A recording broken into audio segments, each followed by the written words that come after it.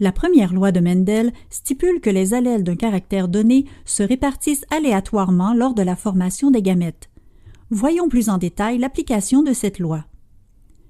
Rappelons tout d'abord que chaque cellule possède 2 exemplaires de chaque molécule d'ADN. Ces 2 molécules d'ADN possèdent les mêmes gènes, c'est-à-dire qu'elles codent pour les mêmes caractères. Cependant, il se peut que, pour un caractère donné, les gènes des 2 molécules ne disent pas exactement la même chose. Par exemple, sur le chromosome numéro 1 de cette cellule de plante se trouve un gène qui dicte la couleur des fleurs. 2 allèles différents régulent cette couleur.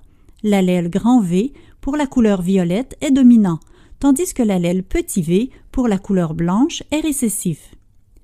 Supposons qu'une plante soit homozygote dominante pour le caractère de la couleur. Elle possède donc 2 allèles grand V, un sur le chromosome numéro 1 et un autre sur le chromosome numéro 1'. Une autre plante homozygote récessive pour le même caractère aurait 2 allèles petit v sur ses chromosomes numéro 1 et 1'. Lors de la formation des gamètes par méiose, la cellule commence par dupliquer son matériel génétique. Après la première étape de la méiose, les 2 chromosomes homologues se trouvent dans 2 cellules différentes. La deuxième étape de la méiose permet de séparer les chromatides sœurs et engendre la formation de 4 cellules filles. Ce sont les gamètes, ovules pour la femelle et spermatozoïdes pour le mâle. Pour chaque individu, puisque les cellules mères ayant servi à produire les gamètes ne possédaient qu'une seule sorte d'allèle, tous les gamètes sont identiques. Ils possèdent tous le même allèle.